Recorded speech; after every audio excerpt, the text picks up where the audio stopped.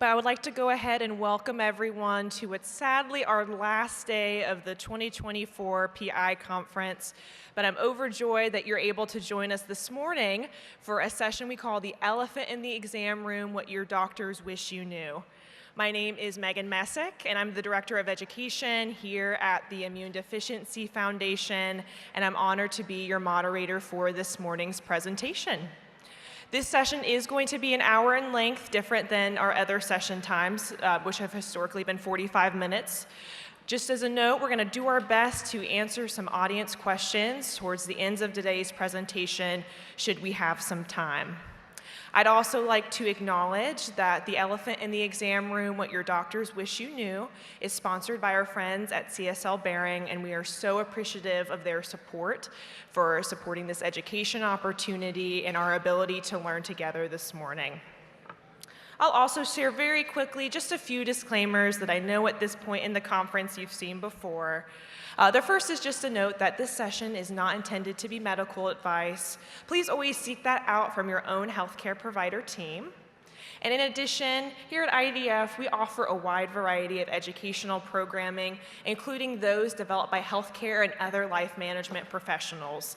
The views and opinions expressed in any of our sessions over the last couple of days are not necessarily reflective of the views of our friends here at IDF. But without further ado, I'm going to go ahead and introduce our presenter and allow her to get started. I'm so honored to share that Dr. Nicole T. Rochester is going to be joining us, who's a board-certified pediatrician, TEDx and keynote speaker, and the CEO of Your GPS Doc LLC, an innovative company committed to eliminating health disparities and bridging the gap between healthcare providers, patients, and families. She's also the medical advisor for health equity for the Immune Deficiency Foundation and is the board chair for the Maryland Healthcare Education Institute. To read her full bio, you can check that out within your conference application. And at this point, I'll go ahead and take a seat. Dr. Rochester.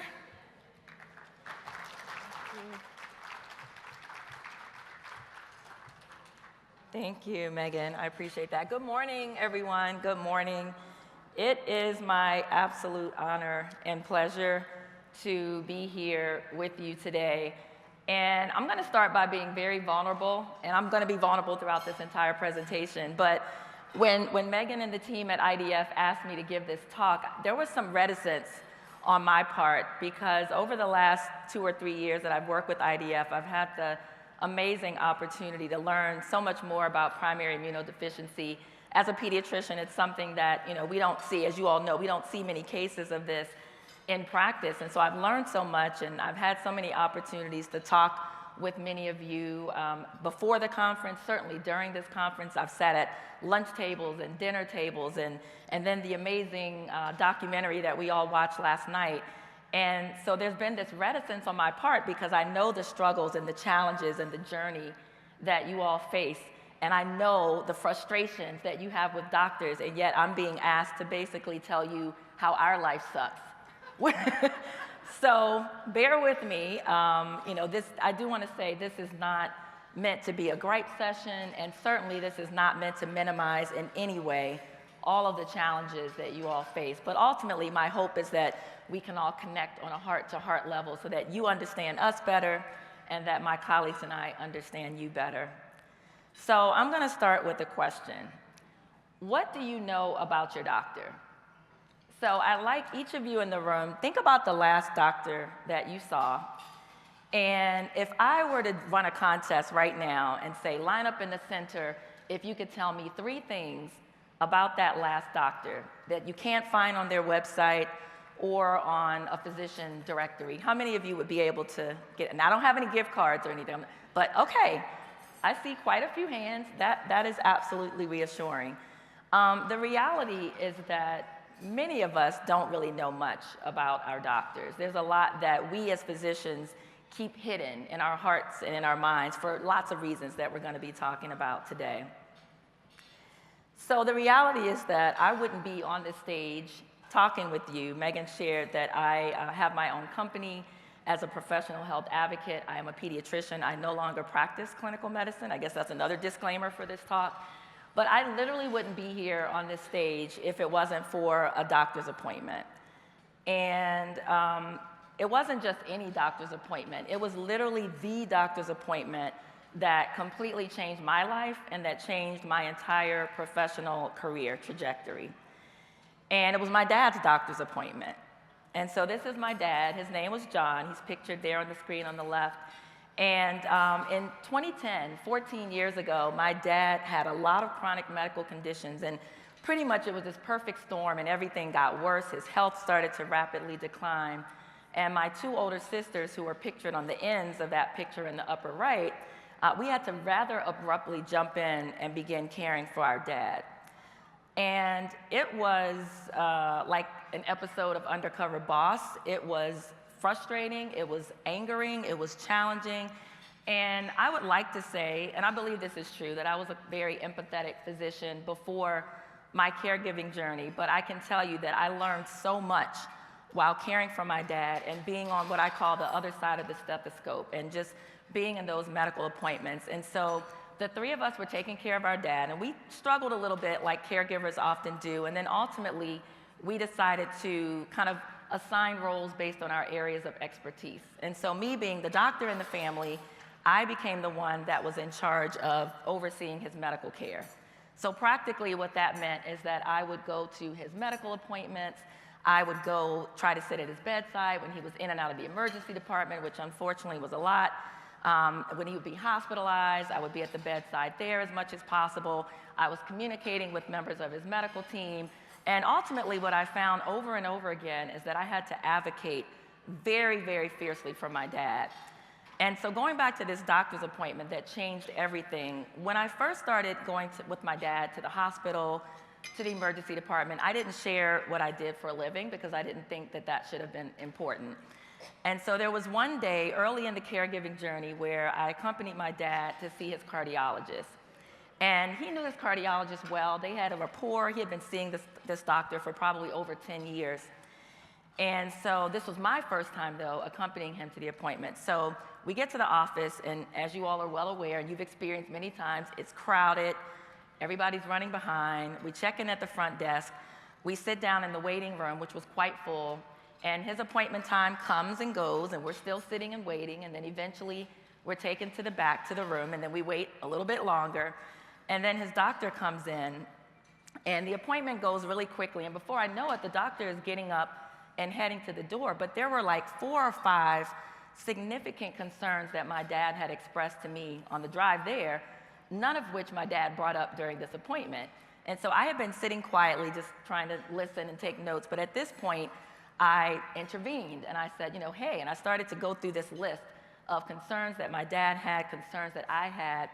And I watched the doctor's face go from smiling and being kind of welcoming to like literally annoyed.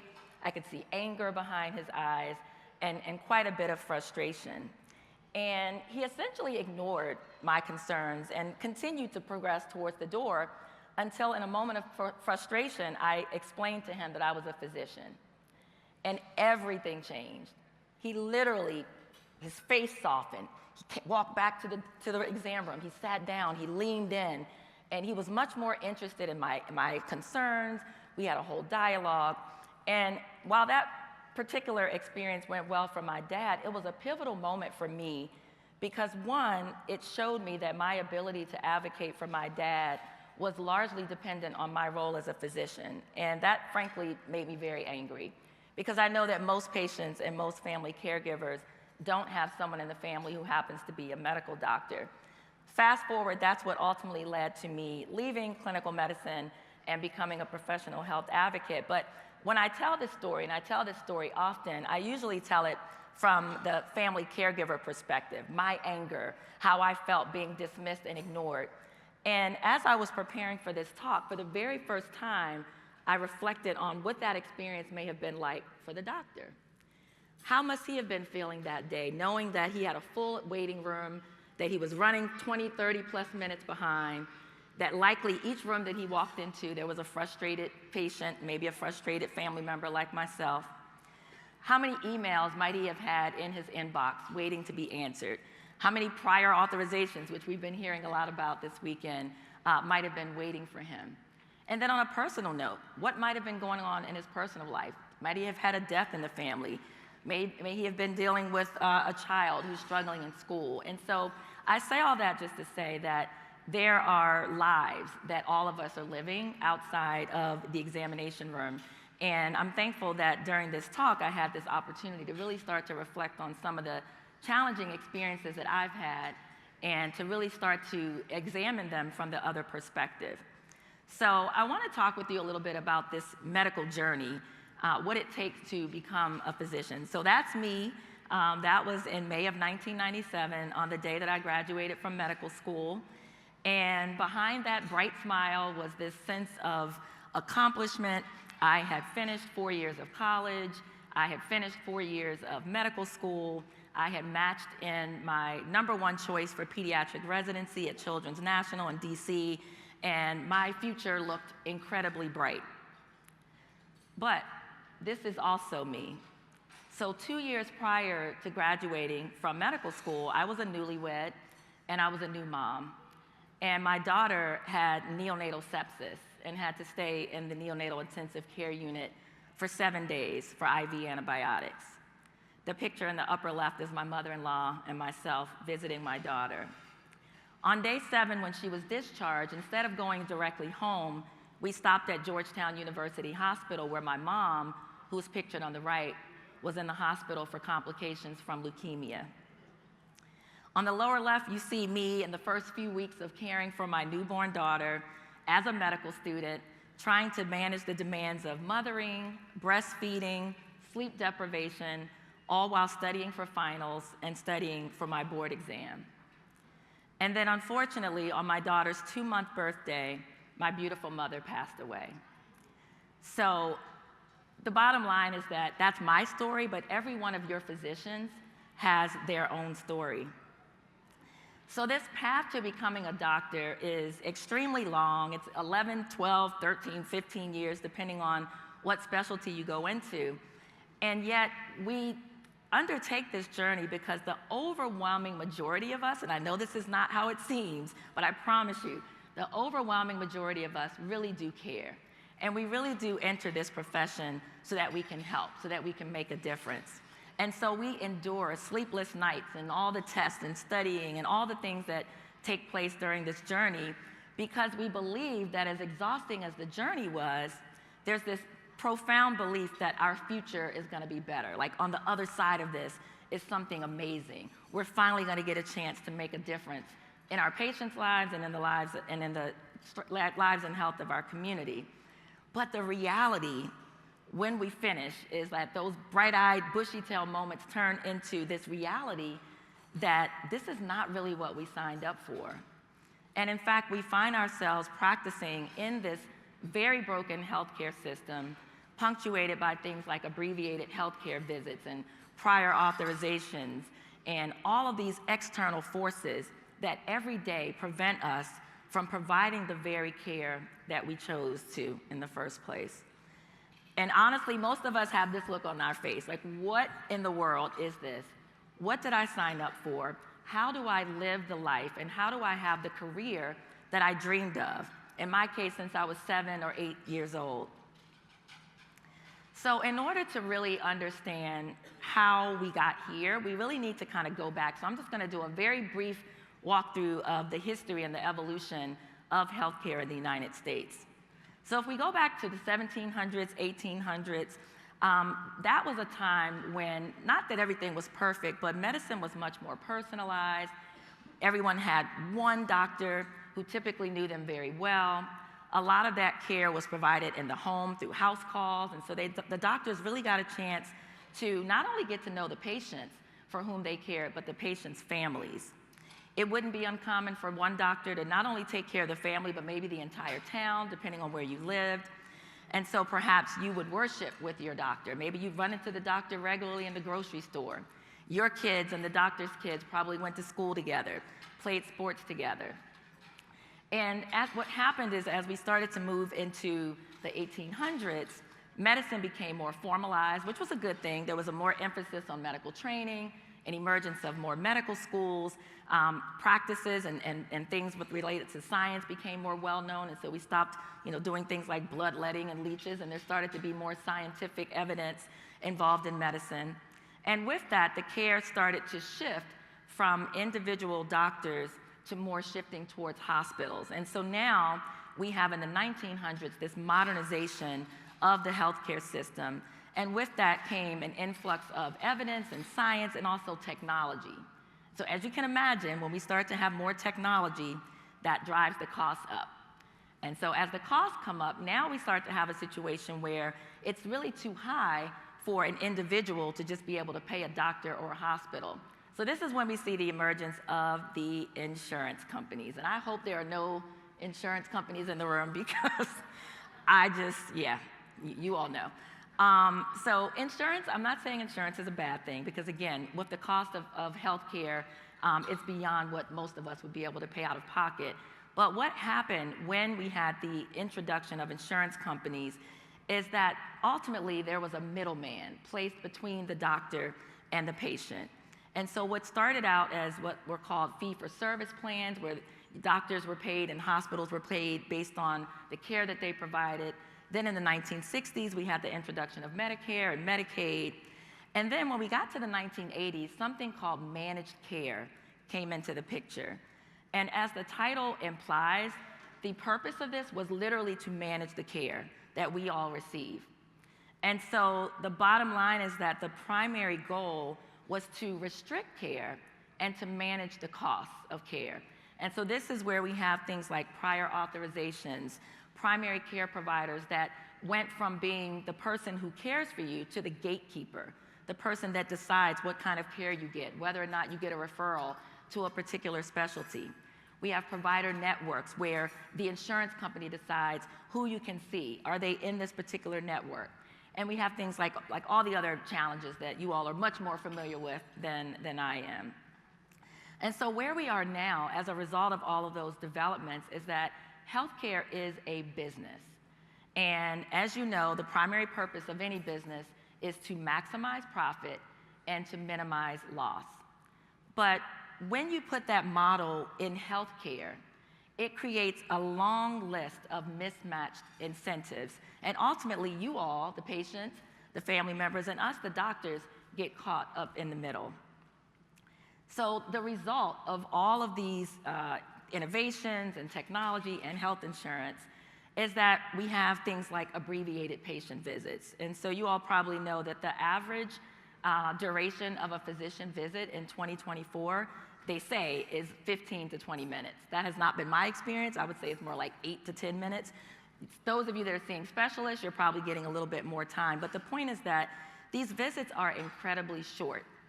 And the reason that the visits are incredibly short is that we have been turned into workhorses where there is an expectation that we just see more and more and more patients. 10 minutes, 15 minutes, even 20 minutes is not long enough to even begin to scratch the surface of the concerns that many of you come to us with, let alone it's enough time for us to really develop a relationship and a rapport with each other. Does anyone know what RVUs are in the room? Have you all heard of RVUs?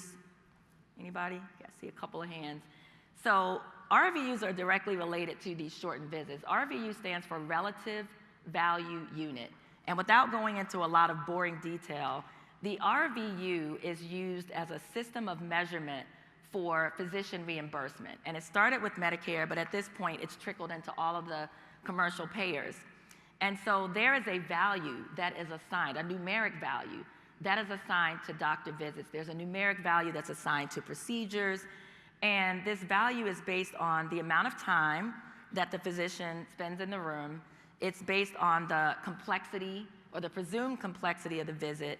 It's based on the location, and it's based on malpractice expenses. And all of these things get put together into these formulas that are way above my pay grade. And ultimately, you get this RVU. But the problem is, this relative value unit is not only used to calculate physician reimbursement, but it's used to calculate physician productivity. And so you may or may not know this, but in your doctor's offices, your doctors are being held to standards. And there are some practices where they have guidelines. They will literally tell the physicians, these are the RVUs that you should be accomplishing.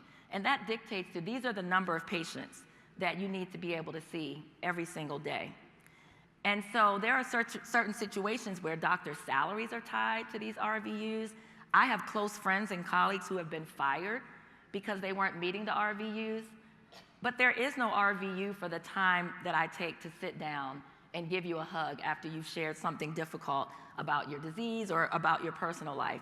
There's no RVU to measure the connection that should be happening in the examination rooms between doctors and patients. There's no RVU if, as I'm leaving the room, you bring up another concern like I did with my dad's doctor that's incredibly important. And so maybe that appointment looked like it should have been 10 minutes, but in fact it really is 30 or 40. I'll never forget when I first started medicine, like literally, I just finished my residency training program. I was so excited to start my new job as a pediatrician. And I had the privilege of having a couple of days with the doctor who I was replacing, who was more senior and she was retiring from the practice. And so I arrived on a Monday morning, maybe 10, 15 minutes before the patients would get there. And she brings me into this exam room and she starts to go through this list of things that she thought I needed to know so that I would survive and be a great doctor. And one of the first things she told me is, never sit down. And I'm looking at her like, what? And she said, never sit down. If you sit down, it's gonna take up too much time and you're gonna be in that room too long, and we have a lot of patients that we have to see every day. And I'm listening to this woman who, you know, I admire because she was like 20 years my senior, and I'm listening to her tell me not to sit down in the exam room where I'm supposed to be connecting with my patients. Now keep in mind, I'm right out of training. So again, I have all of these ideals, I have all these ideas about how I'm gonna serve my community. And this woman is telling me not to sit down. Now, I'm happy to say I did not follow that advice, but the reality is that I did sit down. I did talk to my patients and their parents, and guess what? I was always behind. Literally, always 10, 15, 20 minutes late, always apologizing. And this system that really was not built for me and for many doctors literally caused me to leave primary care and ultimately transition into hospital medicine so that I could have that freedom and that time to visit my patients multiple times a day, to sit down, to talk to parents. But these are the challenges that your doctors are facing in the examination room. The other challenges that we're facing is the introduction of the electronic medical record. I remember the day when I was working in the hospital that they told us that in a few months, we were gonna be introduced to this amazing thing, the electronic medical record. It was gonna make our lives better. It was gonna make our patients' lives better. We were told that no longer would we have to go to chart rooms in the basement of hospitals to look for records. No longer would patients have to worry about this doctor not having their records, that everything would be seamless, everything would be in this amazing computer system. Lies, lies, and more lies. The electronic medical record, if you don't know, was built for billing purposes, no matter what they may tell you. Now, there are some other consequences that are positive, but it was designed so that hospitals and outpatient offices and insurance companies could capitalize and basically capture the things that we do in medical encounters so that they can bill more efficiently. As you all probably know, they don't all talk together, so you could go in a hospital on this side of town, go in a hospital on this side of town. They have no idea what happened to you over here because this is Epic and this is Cerner. It has been a complete nightmare. And beyond those challenges of discoordination of care, and beyond the fact that they're not doing what they were told us they were gonna do, the electronic medical record has extended the doctor's workday infinitely. And so we went from having to complete a chart while we were in the office, because God forbid you sneak and put one in your bag and take it home. I've never done that, never ever. But now we have this system where all you need is a laptop or an iPad or even your telephone. And not only that, there are so many check boxes and things, just ridiculous redundancies that are built into the record, things that your doctor is having to do that have nothing to do with the care that you receive. And so when doctors go home in the evenings and they should be putting their children to bed, or they should be at the family dinner table, or they should be, going to sports events with their kids, they are doing charts. And I've heard doctors tell me they're spending 8, 10, 12 hours a week, the equivalent of an entire workday or more, on the electronic medical record. We know that the COVID-19 pandemic just rocked literally the entire world. And of course, we know the impact that it had on patients and on family members. But it also had a very significant impact on physicians who found themselves for the very first time being on what felt like the front lines of a war. Practicing medicine, trying to treat a disease for which we knew very little about in the beginning, not receiving appropriate protective equipment, being told to just suck it up and reuse masks. I mean, there were all types of crazy things happening, not to mention witnessing death over and over and over again, having to be the person to get the iPad to call the family so that they could say that last goodbye, and doing it in a system where there were workforce shortages, having to show up sleep deprived, not eating, not sleeping, not drinking, and then not having an outlet to discuss this trauma, and it was trauma, not having any way to really process the emotions, and basically just being told, do more. And as a Black woman physician, I would be remiss if I didn't talk with you about bias and discrimination that physicians of color and those with other marginalized identities face in the healthcare system. And so I will never forget, and this happened to me over and over again, in the hospital where I spent most of my career, we had badges, and it had our name, and it had the hospital, but then at the bottom, in big, you all, like big, all caps, mine said physician. If you were a nurse, it said nurse. And in pediatrics, we don't really wear white coats, but I always wore my stethoscope around my neck. And then I had this badge with physician in these big, bold, all caps. And I would walk into the room and say, hi, I'm Dr. Rochester, I'm the pediatrician for today. And I cannot tell you how many times after saying that, someone would say, oh, honey, the nurse just walked in. And that would be a compliment, because I was also mistaken as environmental services. So I'm there with my stethoscope, my physician badge, and I literally would be asked to take food trays. I've been asked to empty trash. I've been in doctors' lounges where that's supposed to be kind of the safe space. That's where we doctors hang out. That's where we sometimes get lunch or coffee. And I've walked into doctors' lounges in hospitals all over my state and watched the eyes of fellow colleagues go from my face down to my badge, because they're looking to see, do I really belong there? I had a friend, a physician colleague the other day who happens to be a Black woman, and she told me about this story that happened to her a couple of weeks ago where she drove into, most hospitals have a physician's parking lot. So she drove into the physician's parking lot, she parked her car, she's minding her own business, walking into the hospital, and this doctor approaches her and said, how did you get to park here? And so she shows him her physician badge, and then just, proceeds to walk into the hospital. I wish I could tell you that these were rare incidents, but unfortunately they're not. The last thing I'll share about this is that in my career as a pediatric hospitalist, when we were on call at night, we would be responsible for the cute little babies in the newborn nursery, as well as the pediatric patients that were admitted to the hospital unit. And probably about, I'll say 6, 7, maybe 7, at the most 8 years ago, I was on call one night, and I received in our sign out, which is like a document where the doctors kind of sign out to each other, I received in sign out that there was a baby in the nursery whose father had said that he only wanted doctors with blonde hair and blue eyes to take care of his baby. I have dark hair, I have brown eyes, and I was the only pediatrician for that entire hospital for the night.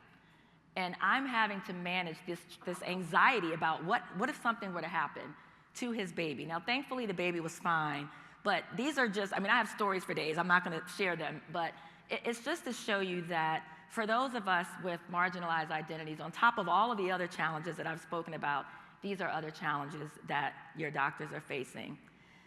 And so we are in this system where we have literally taken an oath to do no harm, and that is our desire, our heart's desire, is to do no harm. But we're in a system where we watch harm being done every single day. That creates this cognitive dissonance. It creates something that it's really hard for me to articulate.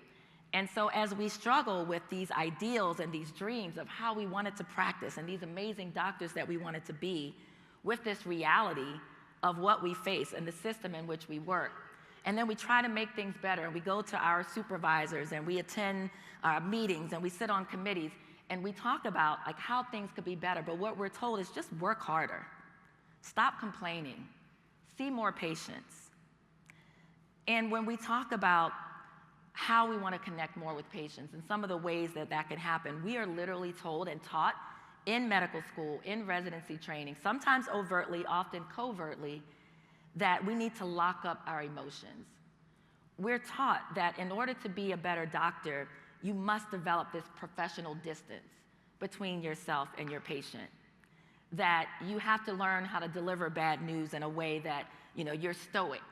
And while there's some validity to that, I mean, if I were to break down and cry every time I delivered bad news, obviously that wouldn't make me a very effective doctor. But in this caring profession, how can you keep your emotions in a place where you want to be caring for your patients and for their family members, but yet you're working in this system where it really doesn't allow you to care? And in fact, year after year after year of practicing in this system, you literally find yourself in this place where you do have to start to harden yourself a little bit. You do have to start to turn your emotions off. There was an incident when I was working in the hospital, and many of you probably know what code blue is. Basically, when you call a code blue in a hospital, that means that there's someone that is either not breathing or their heart has stopped, or sometimes both. And when they call a code blue, what they're doing is summoning the members of the resuscitation team. And so in the hospital where I worked, when I was on call or when I was there in the hospital, I was part of the resuscitation team. And of course, you never want to hear a code blue, period. But as a pediatrician, you absolutely don't want to hear a pediatric code blue. When you have code blue situations and when you're at the bedside resuscitating a patient, of course, in that moment, you really have to kind of block everything out, get out of your feelings, and you have to focus on the things that are necessary to bring that patient back to life. And that's what we do. And so on this particular day, there was a pediatric code blue, and I went down with members of my team. I took a medical student and a resident, and there were several other people in the emergency room, and unfortunately, we were unsuccessful in this resuscitation event. And what happens in these situations is that you spend 10, 15, and in pediatric cases, sometimes 45 minutes, an hour, trying to bring a patient back. And when you're unsuccessful, of course, you have to talk with the family members, and there's all the things that you have to do. And then you're expected to just go back up to the hospital unit and finish taking care of patients. And again, this is this locking away of emotions. And so there was this routine, and I had seen it modeled for me, and I had unfortunately done it myself, where you do these things, you have this horrible traumatic event, you share information with the patient and family, and then you put on your stoic face, and you get back on the elevator and you go back to your hospital unit and you walk into that next room and you talk to the patient and family as if nothing ever happened. In this particular day, for whatever reason, I wasn't able to do that. And so we finished the process, and my medical student and my resident and I turned to leave the emergency room. And while I was in there, I was able to hold it all together. But as I opened up the door to leave, to go back upstairs to the pediatric unit, I started crying, and it started with a single tear, and then I could tell there were about to be a lot more tears, and I had to make a decision in that moment with my trainees. Do I excuse myself and go into the bathroom and get all my tears out and then come and pretend and let them see this, perfectly put together attending, or do I let them see this humanity? I chose to let them see me cry, and I was conflicted by it, but we got on the elevator and I'm wiping my eyes, and then they began to cry. And instead of going back to business as usual, we went into our team room and we spent about 45 minutes debriefing on what had happened. Not the medical complexities of the medications that we gave or the quality of our chest compressions, but we sat in that room and we just talked about what it felt like to unsuccessfully resuscitate a child, what it felt like to have that conversation with the patient, with the mother and the father. And I wasn't sure still if that was the right thing until the next day when I showed up for work. They came to me and said, "Dr. Rochester, thank you. No one has ever talked to us about this. We've never had an opportunity to share. And I'm not sharing this story with you to pat myself on the back. I'm sharing this story with you to tell you that that was a rarity, that that is not the norm, that we do these horrible things and these great things and we experience so many challenges, but we are expected to be robots and machines. But in fact, we're humans. And so in this system, you have a couple of choices. You can either, as a physician, willfully comply so that you fit in, or you can fight and fight until your edges are so worn down that you eventually fit into that round peg, or you can leave. And of course, we can't all leave, but if you stay, you ultimately become as broken as the system in which you practice. So what does that look like for us, physicians? It looks like burnout. And so I'm going to step over here for a moment so I can tell you some statistics. So you may be aware that burnout in the physician community is incredibly high. And just so you know, the burnout is a psychological syndrome that emerges as a response of chronic, unrelenting workplace stress. And burnout is defined by 3 parameters. The first is emotional exhaustion, this idea that I just cannot do this anymore. The second is depersonalization. And this is important because this is this phenomenon where you feel like, does my doctor even have a heart? That's part of burnout, this process where you literally have to start, well, you don't have to, but you separate your emotions from your intellect. And it's a coping mechanism to allow you to survive. And then the third element is a sense of ineffectiveness and a lack of accomplishment. And so despite all of the things that we have to do to become physicians, in burnout, we get to a place where we start to wonder, does this even matter? Am I even making a difference? And so there was a 2024 survey conducted by Medscape on physician burnout and depression. And what they found is that in the majority of specialties, 50 to 60% of physicians reported burnout. 63% of emergency medicine physicians, 53% of OBGYNs, 53% of oncologists, 51% of pediatricians, 51% of family medicine doctors. And while I don't have numbers for immunologists and pulmonologists, I would dare say that they're up in those same numbers as well. So in addition to burnout, there is a huge amount of mental stress and actually mental illness, mental health challenges among physicians, such that 52% of physicians in a recent study reported experiencing a great deal of stress. 24%, almost 1 in 4 of your physicians have clinical depression. 26% of physicians have an anxiety disorder. 10 to 12% of physicians will develop substance use disorder during their lifetime. And 300 to 400 physicians die each year by suicide. That's the equivalent of an entire medium to large medical school class just being gone each and every year. And as if these statistics aren't sad enough, what you also need to know is that physicians are often not being treated for their mental illness. So these numbers are absolutely underreported because there is a stigma. We know universally there is a stigma associated with mental health or mental illness.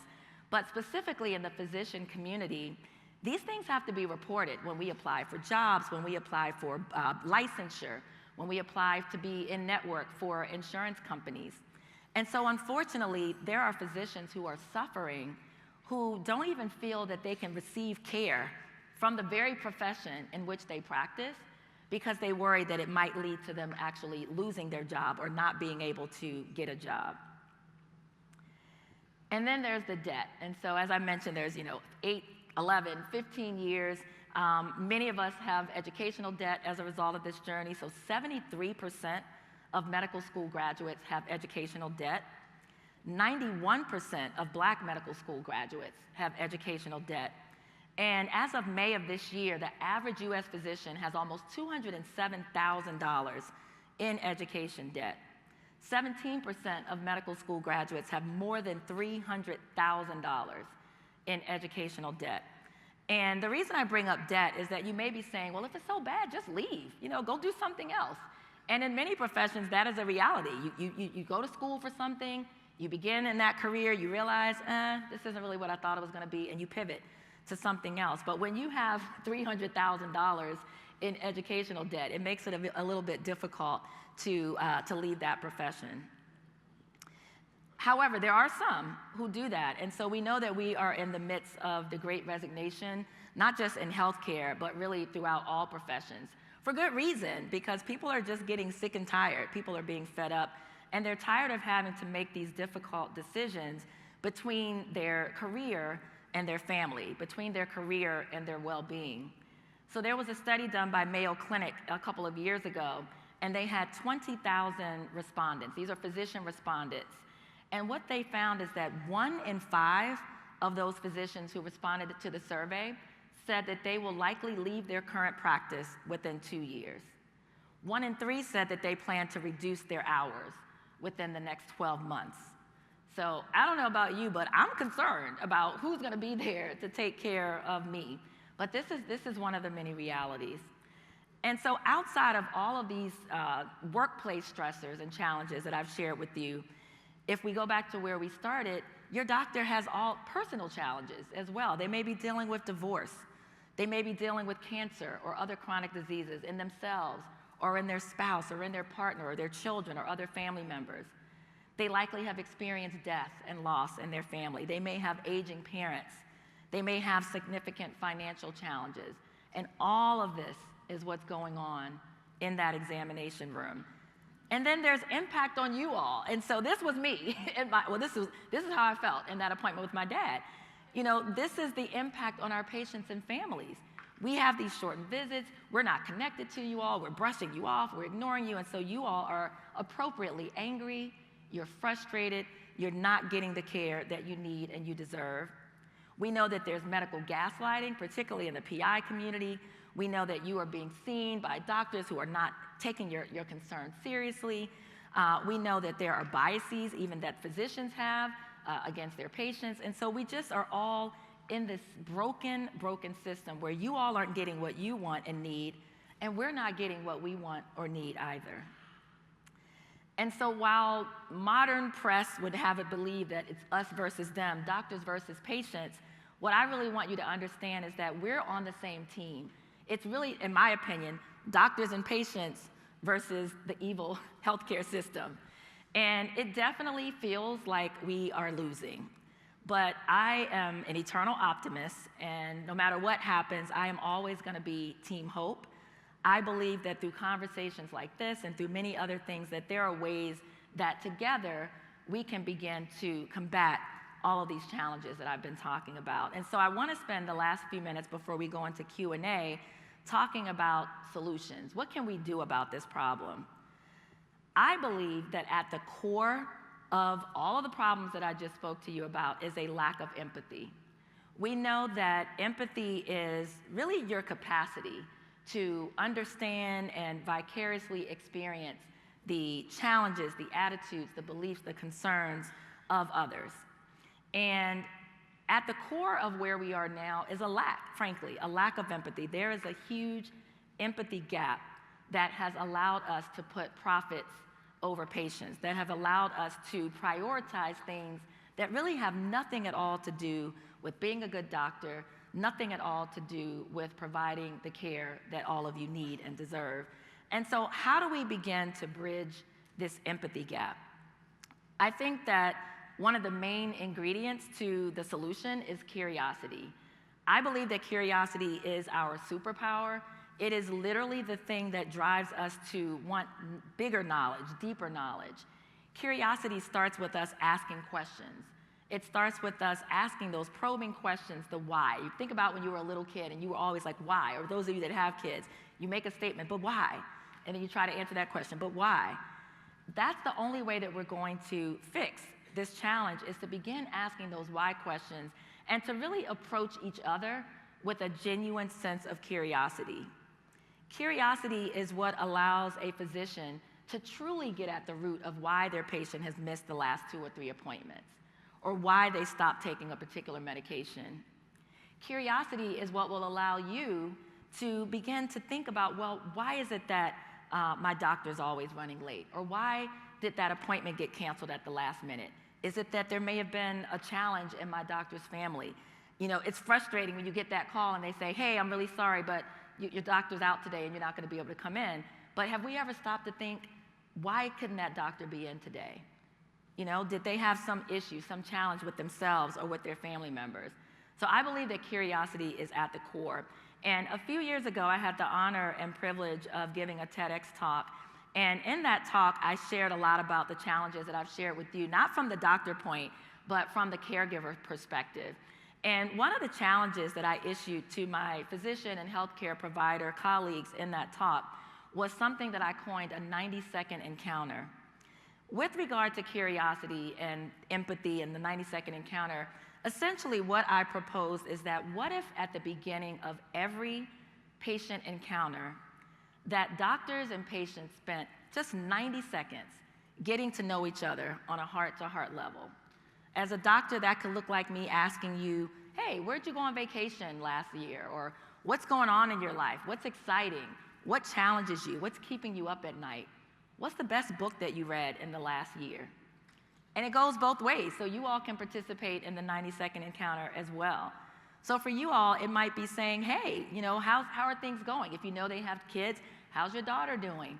It's really just getting beyond the what brings you in today and you all going down, you know, your list of concerns. But before we get into the purpose of that visit, what would it look like for us to engage in just human conversation and human connection?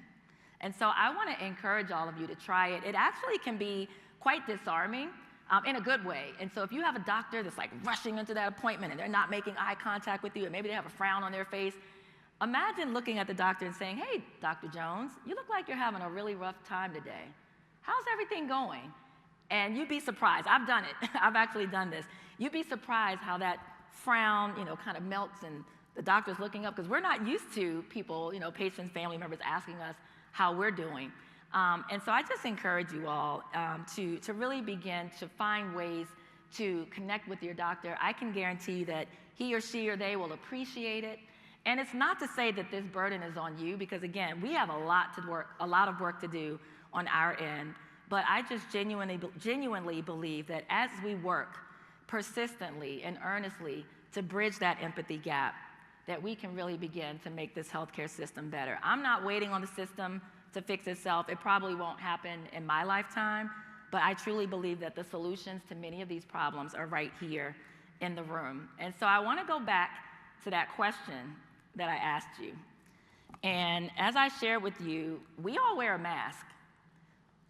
With the version of the doctor that you see in the exam room is likely not the true version of the doctor. And so hopefully you can still hear me. Hi, everyone. My name is Dr. Nicole Rochester. I'm a board-certified pediatrician.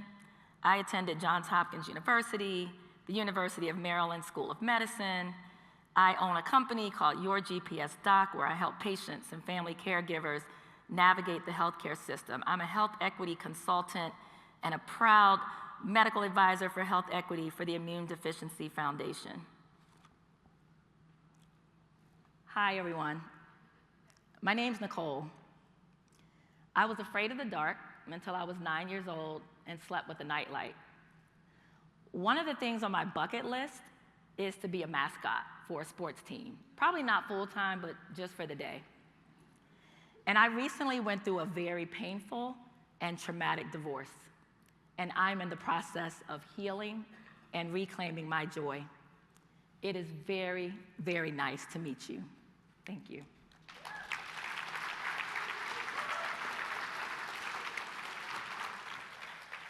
Thank you so much to Dr. Rochester. I also feel we may have a TZ in the making here from your comment.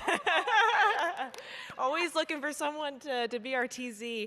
But with that being said, we have just a little bit of time at the end for some questions, some appreciation, some thoughts for Dr. Rochester.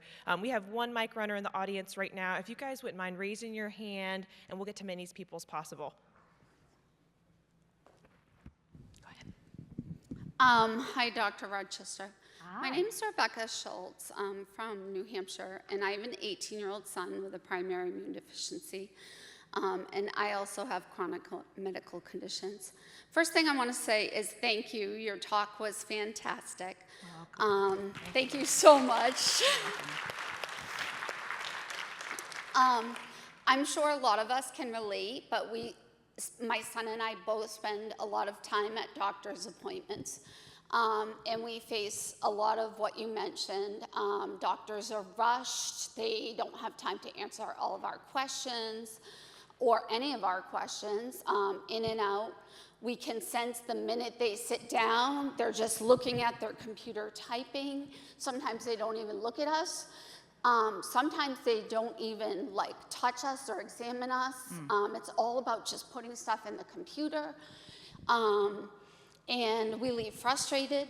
So I love the idea of the 90-second encounter. Do you have other practical ideas that you can give us, all of us, besides a 90-second encounter, of things we can do to prepare for appointments or during the appointments that can help make appointments and treatment go better? Absolutely. Well, thank you for your kind words. And I love this question. When there are a lot of things that you can do to kind of counteract this idea of these 10, 15-minute appointments, particularly for those of you with, lots of challenges and, like you said, concerns that are not being addressed. I think one of the main things you can do is to prepare ahead of the visit. As I shared with my dad, that appointment, there were probably 5 or 6 things. And in reality, while I was frustrated, the doctor really didn't have enough time to address the 5 or 6 concerns. And so prioritizing your concerns is extremely important. Thinking about that one or those 2 things that, if nothing else, you're going to get those 1 or 2 things addressed during the visit.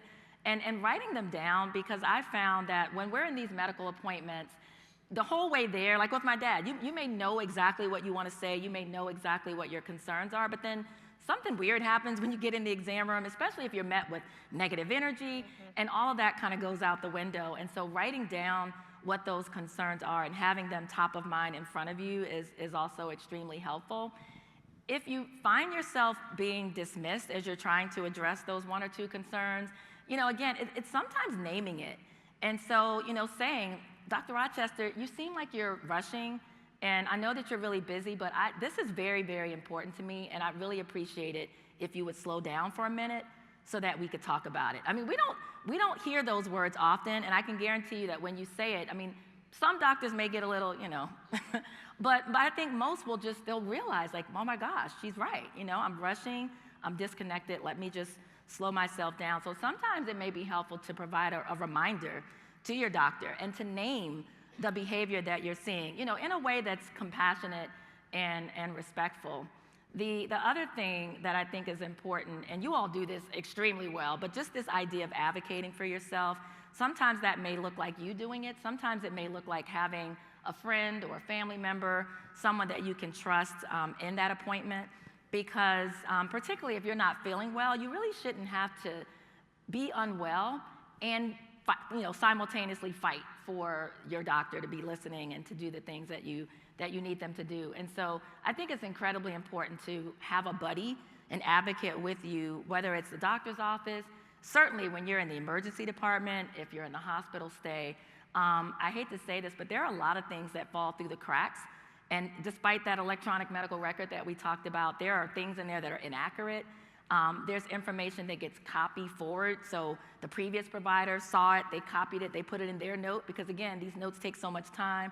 And so having somebody at your bedside that can say, no, that's not right, that didn't happen, or no, this is her doctor, or no, that's not the medication that she takes anymore, those things can be incredibly helpful. You're welcome. Good morning, Dr. Rochester. Good morning. How are you? My name is Alice Villarreal-Drennan. I'm from Houston, Texas. I'm a CVID patient for 14 years. And I wanted to share a testimony about what you're saying between the connection of doctor and patient. I have Dr. Lyndall Harrison from Kelsey-Seybold in Houston for the last 14 years. He diagnosed me with CVID. Now, working in the legal field, I knew that helping myself and him connect is by emailing him once a month if I had any difference in my infusion or any side effects or any infections. And this gradually started decreasing because, again, he was not only my doctor, he began being my advocate. During COVID, he wasn't a doctor, he was a friend to me. That connection goes a long way, and I spoke to him 2 weeks ago, my 6-month checkup, and he said, Ms. Drennan, I have to let you know that I'm retiring in September. I said, no, you're not. You're going to come and live with me. And I said, by the way, how are the grandkids? And I started naming the grandkids. And then I said, well, your birth is coming up in August. And he turns around and says, you know too much about me. I said, Dr. H, I've been with you for 14 years. We've been together through your divorce, through your depression, through your new marriage, through your grandkids. You didn't have any of that when I first met you. And he says, you're right. I wish all my patients were like you. Wow. So I want to thank Dr. Harrison and all the immunologist doctors for opening up to us patients, but we have to be the first ones to step in, I believe, in my opinion. But my hats are off to you for sharing this information. It's a hard talk to talk about, opening up about your feelings. I never felt anything about my doctor going through these things.